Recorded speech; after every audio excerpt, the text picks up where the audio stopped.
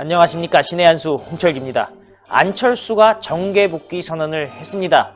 네, 사실 안철수 하면요, 대선 나올까 말까 하다가 철수하고, 서울시장 선거도 처음에는 나올까 말까 하다가 철수했습니다. 그래서 간철수라는 얘기가 있었죠. 그리고 그 후에 완주했던 두 개 선거 있습니다. 대통령 선거 그리고 서울시장 선거. 철수 안 하고 완주했는데 3등만 했습니다. 아주 3등 전문가로 낙인이 찍힌 것 같습니다. 그런데 어찌되었던 총선에는 어느 정도 영향을 끼칠 것 같다고 합니다. 김정기 TV 대표 김정기 박사가 논의해 주십니다. 안녕하십니까? 네, 안녕하십니까? 예, 아니 안철수 이제는 끝난 줄 알았더니 또 기어 나오네요. 아니, 안철수가 2012년에 정치권에 데뷔했으니까 8년 역사잖아요. 네. 그 8년에 걸쳐서 7번 철수를 했거든요. 예.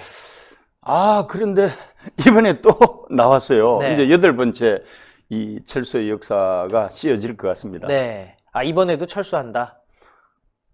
이번에는 뭐 본인 선거는 아니잖아요. 총선이니까 국회의원 나오더라도 뭐 큰 선거는 아니잖아요. 본인 입장에서는. 그렇죠. 그냥 교두보 확보하는 이제 수준이니까. 어쨌건 안철수가 1년 4개월 동안 그 독일하고 미국에서 방문학자 생활하면서 제대로 된 그 독일형 다당제 시스템이나 미국형 양당제 시스템을 공부를 좀 하고 왔으면은 좋았을 텐데, 지금 움직이는 동선을 보니까 여전히 뭐 공부는 안 하고 골프나 친 것 같아요. 정치적 수준이 초딩 수준에 머무르는 거 아니겠습니까? 네.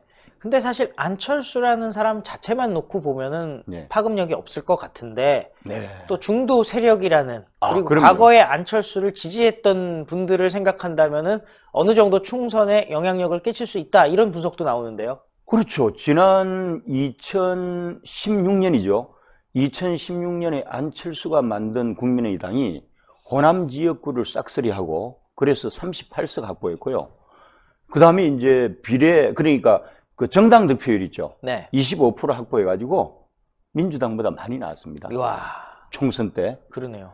그 녹색 돌풍을 뭐라고 할까, 녹색 돌풍이 치에 있는 거죠. 그렇죠. 그리고 2017년에 대선 나왔잖아요. 네. 21%에서 3위였고, 2018년에 뭐 나왔죠? 지방선거에서 지방선거에서 서울시장. 서울시장 나왔죠. 그렇죠. 그때 19%. 그때도 역시 3등했습니다. 그런데 이 사람은 2017년, 18년 대선하고 서울시장 선거 나와가지고 이 각각 21%, 19%에서 참혹한 패배를 맛본 것은 기억에서 지워버리고 2016년 총선에서 압도적인 승리한 이 녹색 돌풍을 기억만 하는 거죠. 그래서 2020년에도 제2의 녹색 돌풍을 안철수가 일으킬 수 있다라고 착각한 거죠. 네. 근데 지금 사실 여러 가지 조건을 생각해 보면은 예. 대다수의 국민들 입장에서는 안철수가 그렇게 파괴력이 없을 것 같은 건 사실 아닙니까? 사실 녹록지가 않습니다. 지금 그 어떤 언론사에서 여론조사를 했는데 유력 대선 주자 7명 중에 비호감도 1위입니다. 1위. 예, 싫어하는 대단하네. 사람이 69%, 아이고, 좋아하는 사람이 17%예요. 비호감의 아주 아이콘이네요. 그러니까 안철수가 옛날에는 메시아였잖아요. 그렇죠. 근데 메시아가 하늘에서 구름도사 이 행보를 하면 괜찮은데 땅에 와가지고 땅도사가 되면은 메시아가 아니잖아요. 그러네요. 그러다 보니까 이제 국민들이 안철수에 대해서 가지고 있던 한상이 깨진 거죠, 뭐. 네. 그렇게 된 겁니다. 그럼에도 불구하고 안철수가 만일에 독자 정당을 만들어서 이 중도 이 보수를 지향하면서 중도를 지향을 하면서 독자 창당해서 총선을 치른다면은 지역구는 딱 한 석 나올 거예요. 안철수 한 명. 안철수가 지역구에서 이기긴 할까요? 노원병에 나오면 이길 겁니다. 노원병에. 예. 노원병에서는 이깁니다. 안철수가. 그리고 안철수 한 명만 지역구 되고요. 나머지는 이제 준연동형 비례대표제라는 게 소수 정당한테 유리하잖아요. 그렇죠. 그래서 이제 제가 지금 관측하기로는 그때 정당 득표율을 25%를 했던 거는 호남이라는 기반이 있었잖아요. 호남 지역구를 싹쓸이를 했다는 거는 서울에 사는 호남표, 그 다음에 인천에 사는 호남표, 수도권 100만 이상 인구 호남표, 대전의 호남표, 울산의 호남표, 부산의 호남표가 섞여서 정당 득표율을 25% 했잖아요. 그런데 지금 현재 안철수당은 그냥 갈기갈기 찢겨져가지고 바른미래당, 평화당, 대한신당 해서 무소속해가지고 4분 5열이 돼 있거든요. 예. 그리고 차기 총선에서 강주, 전남북을 싹쓸이할 예정은 어딜까요? 전 민주당일 것 같아요. 민주당이죠. 예. 그래서 안철수의 그 공간이 없어요. 그래서 그거를 감안을 해서 놓고 보면은 그래도 이제 안철수가 분명히 좌파예요. 네. 그리고 최대한으로 아봤자 중좌파입니다. 네. 그런데 다수의 중도파들이 안철수가 중도 우파라는 착각을 하면서 예. 보수파라고 생각을 해요. 왜냐하면 이 사람은 이력 때문에 그래요. 고향이 부산이고 의사고 교수고 그다음에 사학과 출신이잖아요. 네. CEO 출신. 그러다 보니까 안철수하고 민주당의 운동권 세력들하고는 완전히 토양이 다르잖아요. 그렇죠.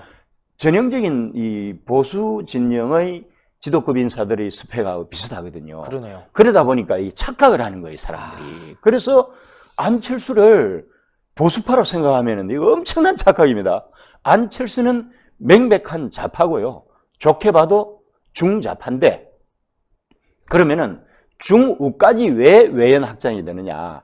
중간지대에 있는 사람들이 지식인들이 좀 많아요. 네. 중도온건 합리적 개혁지향적인 사람들이 지식인이 많은데 안철수의 스펙이 걸어온 길이 지식인들한테 아필이 되잖아요. 네. 그러니까 이 사람들이 안철수를 제대로 못 보는 거예요. 뭐한테 홀린 사람처럼. 그래서 안철수가 중우까지 확보를 하는데 중우 쪽은 또 유승민당이 일부 분점을 하잖아요. 아, 이거 중요한 이슈인 것 같아요. 그게 이제 분점이 돼요, 중우에서는. 유승민과 안철수 분점을 하겠다. 중우에서 예. 중우가 원래는 유승민이 없으면 안철수가 중우까지 먹어버려요. 그런데 유승민이 있기 때문에 5% 정도는 유승민이 가져간다고 보면은 그래서 25%를 기준으로 하는 거예요. 옛날에 이 안철수가 만들었던 국민의당 예. 시절을 놓고 분석을 해보면은 대강 안철수가 정당 득표를 10% 전후는 하겠다. 네. 좋으면은 10 한 2%까지 가고 나쁘면은 8%. 그래서 10% 전후 득표를 하면은 그래도 한 10석 전후는 나오지 않겠습니까? 연동형 비례대표. 그렇죠. 예. 그런데 안철수는 어떤 꿈을 가지고 있을까요? 글쎄요. 제가 볼 때는 그 녹색 돌풍의 한상에 사로잡혀가 그래서 초딩이라는 거예요. 네. 사정이 녹록지가 않고 그때하고 안철수는 완전히 딴판이거든요. 예. 국민 속에서. 그런데 본인은 매몰이 돼가지고 착각을 하다 보니까 제대로 된 분석을 못해서 내가 나오면은 20석 네. 안정적으로 확보한다. 야. 그러니까 원내 교섭단체를 만들 정도로 소수 정당이지만은 자기가 당대표 오너를 할 수 있다는 착각 속에서 초딩 수준의 그 기국을 결심한 거죠, 뭐. 저는 하나 궁금한 거 있어요. 네네. 그렇다면은 유승민 입장에서는 어찌되었던 자기가 확장할 수 있었던 중도를 뺏기는 상황이 되는 거 아니겠습니까? 그렇죠. 유승민은 안철수가 나오면은 지금 제가 좋게 말해서 5% 이야기를 했지 사실 5%보다도 더 심각한 결과를 가져올 거라고 생각합니다. 안철수가 실제로 좌파고 외연 확장을 해봤자 원래는 중좌파인데 우리 중간지대에 있는 사람들이 되게 안철수에 대한 환상을 가지고 있다 보니까 네. 안철수가 보수인 줄 알아요. 그렇죠. 그래서 중우까지도 외연 확장을 할 수 있는 잠재력이 있는 사람이 안철수인데 지금 중우를 지향하는 이 당이 새 보수당이잖아요. 그렇죠. 유승민 당인데 이 당이 지금 현재 한 5% 정도 예. 목표로 움직이는 걸 알고 있는데 네. 실제로 안철수가 신당을 창당해서 독자 정당화 해버리면은 아마 유승민 정당은 3%도 확보하기가 어렵지 않을까 하는 네. 그런 예측을 할 수도 있고요. 3% 확보 못하면 당 없어지죠. 없어지는 거죠. 아, 참. 지역구 5석이 나올까요, 유승민당이? 정병국 같은 사람 가능하지 않나요? 정병국도 쉽지는 않을 거예요. 저는 유승민당은 지역구 의석 제로로 봅니다. 유승민 포함해서.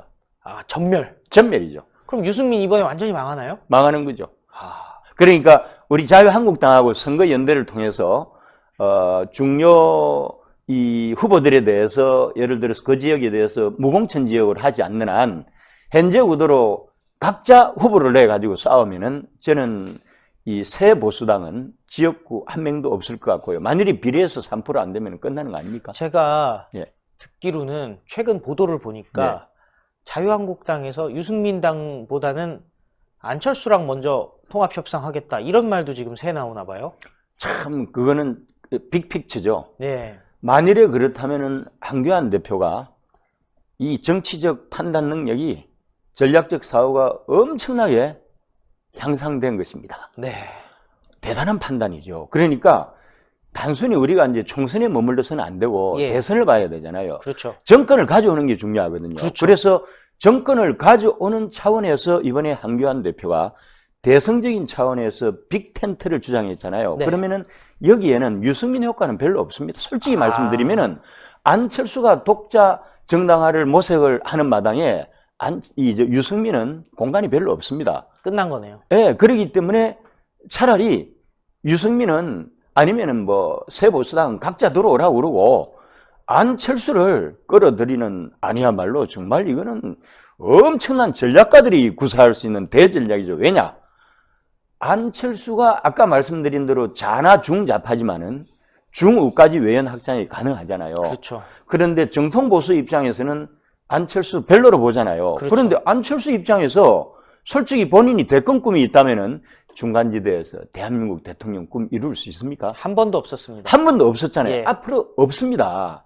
독일하고 달라요. 독일은 중간지대에 있는 중우, 중자가 집권당이 되고 총리가 되는데 우리는 사실은 극자 정당으로서 북한 노동당이 있잖아요. 그렇죠. 분단 상황을 겪고 있기 때문에 중간지대는 없습니다. 아, 그래서 안철수가 사실 안철수가 스펙은 좋지만은 콘텐츠 제로 입장에서 그나마 대통령 꿈을 키우고자 한다면은 중간지대에서 짐 싸가지고 이번 기회에 자유한국당 보수 빅텐트로 들어와가지고 그래서 안철수 들어오고 유승민까지 들어오잖아요.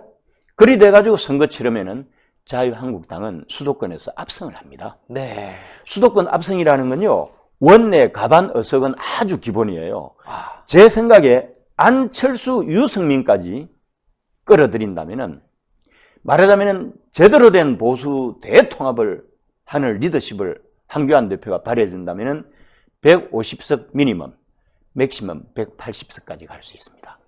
그리 되면은요, 지금 우리가 이번에 통과된 공수처법, 선거법 전부 다 폐지할 수 있습니다.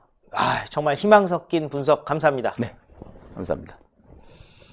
네, 다가오는 총선 정말 중요합니다. 예, 그런데 솔직히 안철수, 유승민 별로 마음에 들지 않습니다. 그런데 안철수랑 유승민 입장에서도 개별적으로 나가면은 둘 다 폭망한다는 거죠. 그런데 안철수와 유승민이 고개 숙이고 자유한국당에 들어오거나 황교안 대표의 빅텐트에 합류한다면은 본인들에게도 기회가 생기고 자유한국당 과반을 넘어서 180석이 가능하다라는 김정기 TV 김정기 대표의 분석입니다.